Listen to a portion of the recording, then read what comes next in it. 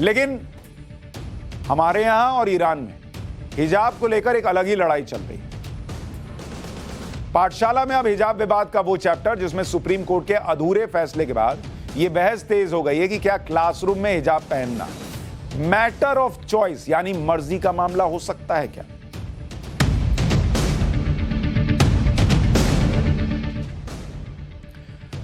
आज क्या हुआ कि हिजाब पर फैसला आना था तो सबकी नजर सुप्रीम कोर्ट पर थी कि सुप्रीम कोर्ट जो है वो कर्नाटक के उस हिजाब विवाद पर क्या फैसला देगी जिसमें क्लासरूम के अंदर हिजाब पहनकर आने पर रोक लगा दी गई थी। देश में हिजाब पर रोक नहीं है, क्लासरूम के अंदर स्कूल यूनिफॉर्म ड्रेस कोड का मामला था। पर हुआ क्या कि सुप्रीम कोर्ट के दो जजेस की बेंच थी, एक ने कुछ कह दिया, दूसरे ने कुछ कह दिया, फैसला अधूरा रह गया। दोनों जजेस की राय अलग थी। एक जज ने क्लासरूम में हिजाब पहनने पर रोक को सही बता दिया, दूसरे जज ने इसे मैटर ऑफ चॉइस बता दिया कि भाई उसकी मर्जी का मामला है, वो क्यों नहीं पहन के जाएगी। हिजाब केस में सुप्रीम कोर्ट की बेंच में दो जजेस थे, एक थे हेमंत गुप्ता साहब, जस्टिस हेमंत गुप्ता, और दूसरे जज थे जस्टिस सुधांशु धूलिया। जस्टिस हेमंत गुप्ता ने हिजाब बैन के खिलाफ दायर याचिकाओं को खारिज कर दिया और कर्नाटक हाईकोर्ट के फैसले को सही ठहराया और कहा कि हिजाब जो है वो जरूरी धार्मिक प्रथा नहीं है, मतलब इस्लाम के धार्मिक प्रथाओं का एसेंशियल पार्ट नहीं है हिजाब। जबकि जस्टिस सुधांशु धूलिया ने कहा कि हिजाब पहनना या ना पहनना ये तो मैटर ऑफ चॉइस है, पसंद का मामला है। लड़कियों की शिक्षा बहुत जरूरी है, इसलिए हाईकोर्ट का फैसला गलत है, मतलब क्योंकि हाईकोर्ट ने रोक दिया था हिजाब पहनकर स्कूल जाने में। अब आपका जरा इसका डिटेल सुनिए। जस्टिस हेमंत गुप्ता ने स्कूलों में हिजाब पर बैन को सही ठहराते हुए 11 सवाल और जवाब के आधार पर अपना फैसला सुनाया। ऐसा नहीं कि उठा के बोल देगा नहीं ठीक है खत्म। 11 सवाल उन्होंने रखे, उसका जवाब उनके हिसाब से क्या बनता है वो बताया और फिर उसके हिसाब से फैसला सुनाया कि हिजाब जो है वो स्कूल में कॉलेज में नहीं चलेगा। सभी 11 सवाल जवाब आपको नहीं बता रहा हूं, समय कम है, लेकिन कुछ अहम सवालों के जवाब जस्टिस हेमंत गुप्ता ने जो दिए वो आपके सामने रखता हूं। ये सब आपको दूसरी जगह नहीं मिलेगा, इसलिए कहता हूं डिटेल में सुनिए, समझिए। जज साहब ने क्या कहा कि पहला सवाल क्या होना चाहिए कि क्या याचिका पर संवैधानिक बेंच को सुनवाई करनी चाहिए, क्या मामला संविधान से जुड़ा हुआ है। उन्होंने खुद ही जवाब दिया एनालिसिस करने के बाद कि वर्तमान में जो मुद्दा है वो ये है कि क्या छात्रों को यह अधिकार है कि वो एक सेक्युलर संस्था में अपने धार्मिक विश्वास को लागू कर सकें। यही है ना भाई कि स्कूल में हम अपने हिसाब से हिजाब पहन के जाना चाहते हैं, तो क्या एक सेक्युलर संस्था यानी स्कूल कॉलेज में आप धार्मिक विश्वास यानी हिजाब पहनने को लागू कर सकते हैं? इसमें संविधान की व्याख्या या उसे परखने का कोई सवाल है क्या? जज साहब ने कहा नहीं, इसमें संविधान की व्याख्या का मामला कहां है, इसलिए इस मामले को संवैधानिक बेंच के पास भेजने की कोई जरूरत नहीं। फिर आया दूसरा सवाल, क्या राज्य सरकार के पास यह अधिकार है कि वो कॉलेज कमेटी या मैनेजमेंट को ड्रेस तय करने का अधिकार या अथॉरिटी दे दे? इसका भी जवाब दिया उन्होंने कि संविधान के आर्टिकल 162 के तहत राज्य सरकार को यह अधिकार है कि वो अपनी कार्यकारी शक्तियों के तहत कॉलेज डेवलपमेंट कमेटी को बना सकती है। ऐसी कमेटी का निर्माण किसी रूल का उल्लंघन नहीं होता। तो यहां भी जो ड्रेस कोड लागू करने की बात स्कूल या कॉलेज कह रहा है वो सही कह रहा है। फिर था तीसरा सवाल कि आर्टिकल 25 के तहत जरूरी धार्मिक प्रथाओं का दायरा क्या है। इसमें जज साहब का जवाब था कि सरकारी फंड से चलने वाले यानी सरकारी पैसे से चलने वाले सेक्युलर स्कूल में धार्मिक रिवाजों को नहीं अपनाया जा सकता। सरकार को यह अधिकार है कि वो सरकारी फंड से चलने वाले स्कूलों में धार्मिक प्रतीकों पर रोक लगा सकती है, क्योंकि सरकार पैसा दे रही है ना भाई, वो लगा सकती है रोक। फिर सवाल था कि अगर हिजाब पहनना जरूरी धार्मिक प्रथा है तो क्या सेक्युलर स्कूल में छात्राएं हिजाब पहनने का हक मांग सकती हैं? इसमें जज साहब का जवाब था कि सरकार ने स्टूडेंट को क्लास में आने से नहीं रोका। भाई वो यही कह रहा है ना कि आप हिजाब छोड़ के आइए, मत आइए, ये तो नहीं कह रहा।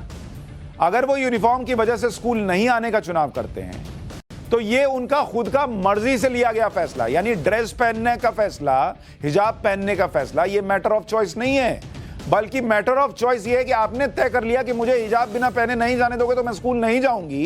ये आपने निर्णय ले लिया, स्कूल ने आपको स्कूल आने से बैन नहीं किया है, इसलिए यह शिक्षा के अधिकार का उल्लंघन नहीं है। स्टूडेंट ये दावा नहीं कर सकते कि सेक्युलर स्कूल में हेडस्कार्फ पहनकर आना उनका अधिकार है। यह अधिकार नहीं है बॉस। फिर सवाल था कि क्या हिजाब पर सरकारी आदेश से शिक्षा में समानता प्रभावित हो रही है या फिर सेक्युलरिज्म प्रभावित हो रहा है? क्या इससे कर्नाटक एजुकेशन एक्ट का उद्देश्य पूरा हो रहा है? जज साहब का जवाब था कि सेक्युलरिज्म सभी नागरिकों पर अप्लाई होता है, इसलिए सिर्फ एक धर्म के लोगों को उनके धार्मिक चिन्ह पहनने की आजादी दी जाए तो यह सेक्युलरिज्म के विपरीत होगा।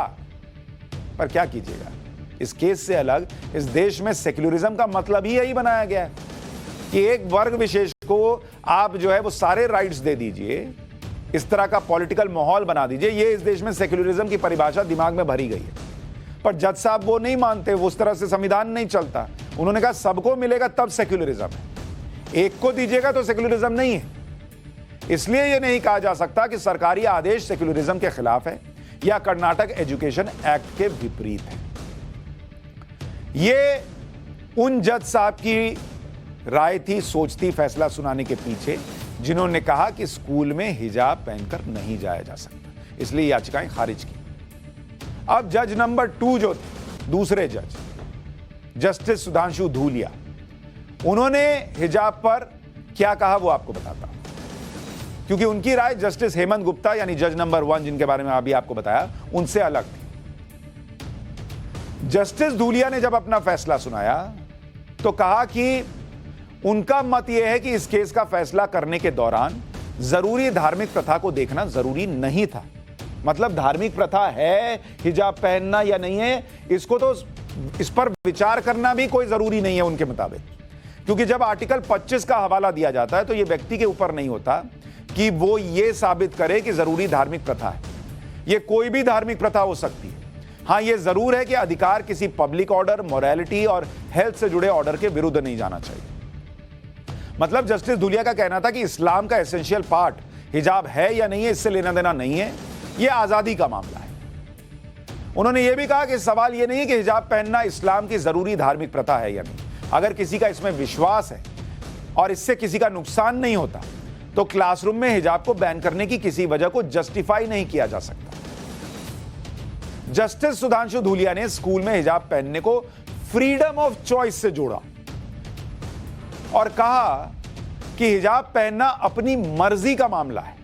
यह जरूरी धार्मिक प्रथा हो या ना हो, पर यह विश्वास, अभिव्यक्ति और अंतरात्मा का मामला है। अगर कोई छात्रा क्लासरूम के अंदर हिजाब पहनना चाहती है तो उसे कोई नहीं रोक सकता। यूनिफॉर्म की अनिवार्यता पर जस्टिस सुधांशु धूलिया ने यह भी तर्क दिया कि स्कूल एक पब्लिक प्लेस है, उसकी तुलना किसी जेल या मिलिट्री कैंप से करना सही नहीं है। स्कूलों में अनुशासन होना चाहिए, लेकिन फ्रीडम की कॉस्ट पर नहीं होना चाहिए, सम्मान की कॉस्ट पर नहीं होना चाहिए। स्कूल के गेट पर लड़कियों से हिजाब हटवा लेना उनकी प्राइवेसी का उल्लंघन है, यह जस्टिस धूलिया को लगा। जस्टिस सुधांशु धूलिया ने स्कूल रूम में छात्राओं को हिजाब पहनने की आजादी देने का समर्थन किया, तो उसके पीछे एक तर्क यह भी दिया कि हिजाब पर रोक से लड़कियों की पढ़ाई छूट जाएगी। उन्होंने कहा कि अगर छात्रा ने हिजाब मर्जी से पहना है क्योंकि उसे लगता है कि उसकी कंजर्वेटिव फैमिली तभी उसे स्कूल जाने देगी, तो फिर यह हिजाब उसके लिए एजुकेशन पाने का टिकट है। राज्य सरकार और स्कूल प्रशासन को इसका जवाब देना चाहिए कि क्या ज्यादा जरूरी है, लड़कियों की पढ़ाई या ड्रेस कोड को लागू करवाना। हमें यह बताया गया कि हिजाब पर रोक लगने से कई छात्राओं को स्कूल छोड़ना पड़ा और मदरसों में पढ़ने के लिए मजबूर होना पड़ा, जहां उन्हें उस क्वालिटी की शिक्षा नहीं मिल रही। आज सुप्रीम कोर्ट के स्प्लिट फैसले के बाद बहुत सारे लोगों का यह कहना है कि जहां यूनिफॉर्म की बात आती है वहां निजी पसंद का मामला नहीं हो सकता, क्योंकि बात यूनिफॉर्म की है। और यहां तक कि कोर्ट के अंदर भी यह निजी पसंद तो नहीं चल सकती ना भाई। कल को कोई कहे कि मेरी अंतरात्मा की बात है कि मैं हाफ पैंट पहनकर आऊंगा कोर्ट के अंदर, तो जज साहब को चलेगा क्या? कोई ये कहेगा कि मैं जो है वो टॉपलेस आऊंगा, मेरी अंतरात्मा कहती है, मेरी फ्रीडम का मामला है, तो जज साहब को चलेगा क्या? ये लोग चर्चा कर रहे हैं, ये लोग सवाल पूछ रहे हैं। और ये सवाल क्यों पूछ रहे हैं, इसके लिए मैं आपको कोर्ट के अंदर का एक मामला बताता हूं। हाल ही में पटना हाईकोर्ट का एक वीडियो वायरल हुआ था, जब जज साहब ने सुनवाई में पेश होने वाले आईएएस अफसर को उनकी ड्रेस कोड के लिए लताड़ लगा दी थी। आप वो वीडियो देखिए कि कैसे ड्रेस को लेकर जज साहब ने अफसर की क्लास लगाई थी। ये पटना हाईकोर्ट का मामला है, कुछ दिन पहले वीडियो वायरल हुआ था। एक बार सुनिए, फिर आगे की बात कहता हूं। You are an IAS officer? Sir, 2014 batch, sir. You are not in proper dress, sir.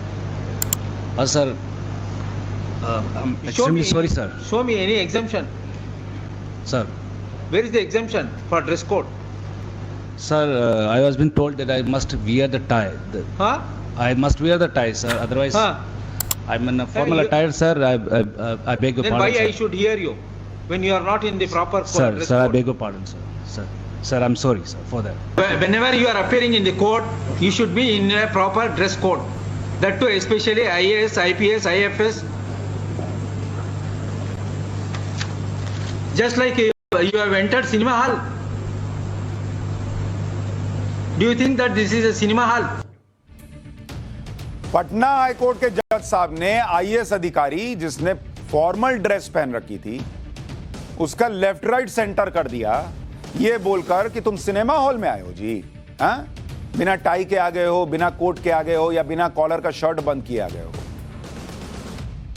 Dress code नाम की कोई चीज होती है कि नहीं? तो जब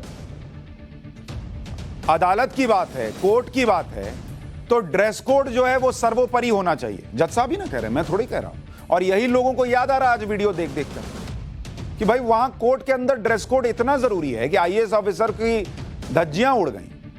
और स्कूल के अंदर जहां समानता का मामला है, हर स्टूडेंट के दिमाग में यह भरने का मामला है कि इस देश में सब बराबर है, वहां ड्रेस कोड जो है और हिजाब जो है वो अंतरात्मा की आवाज, वो फ्रीडम ऑफ का मामला, वो चॉइस का मामला कैसे हो सकता है? ये लोग पूछ रहे हैं, ये वीडियो दिखा दिखा के पूछ रहे हैं। जस्टिस धूलिया की चिंता इस बात पर थी कि लड़कियों की पढ़ाई ना छूटे, इस पर ध्यान देना जरूरी भी है। लेकिन कई लोगों का सवाल यह है कि क्या इस तरह से रूढ़िवादी सोच को बढ़ावा मिलेगा कि नहीं मिलेगा? क्योंकि कल को अगर रूढ़िवादी परिवार यह कहने लगेंगे कि भाई बुर्का पहनकर मेरी लड़की स्कूल जाएगी तो जाएगी, नहीं तो इसको हम स्कूल नहीं भेजेंगे, तो क्या कीजिएगा? स्कूल में अब बुर्का चलेगा? एग्जामिनेशन सेंटर में लड़कियां क्या बुर्के में जाएंगी? आप आई कार्ड कैसे चेक करेंगे? कल को कोई कह देगा कि भाई हम जो है वो बच्ची को तभी पढ़ने भेजेंगे जब स्कूल के अंदर दीवार का रंग इस तरह का, कुछ भी उल जलूल कुछ भी बात कह दी जाए, तो क्या पढ़ने भेजना है इसलिए उसको भी स्वीकार किया जाएगा? क्या हम इस आधार पर इसका समर्थन करने लगेंगे कि बुर्का पहनकर स्कूल जाने देना चाहिए, क्योंकि अगर इससे रोकेंगे तो लड़कियों की पढ़ाई छूट जाएगी या उनके परिवार उन्हें पढ़ने के लिए स्कूल जाने नहीं देंगे? क्योंकि समाज में तो इस तरह की सोच वाले लोग भी हैं जो ये मानते हैं कि हिजाब न पहनने से लड़कियां आवारा हो जाएंगी। हाँ भाई, लोग कह रहे हैं हालात बिगड़ जाएंगे, लड़की आवारा हो जाएगी, लड़के आवारा हो जाएंगे अगर लड़कियां बिना हिजाब के घूमेंगी। ये यूपी के सांसद हैं समाजवादी पार्टी के शफीकुर रहमान बर्क, सुनिए भाई साहब को। तो देखिए, ये ईमानदारी से एक मजहबी मामला है, इस्लाम का मामला है। इस्लाम के अंदर मतलब ये कि जवान बेटियां और या जो हैं वो हैं औरतों के लिए हिजाब का हुक्म दिया गया है कि वो बापर्दा रहें और बेपर्दा होकर बाज़ारों में गलियों में न घूमें। इससे चूँकि हालात बिगड़ते हैं, आवारगी बढ़ती है इससे। और आज अगर इसमें कोई पाबंदी लगाई जाती है कि हिजाब की ज़रूरत नहीं है, वो ये कहते हैं, तो इससे समाज को भी न सिर्फ इस्लाम को बल्कि समाज को नुकसान होगा।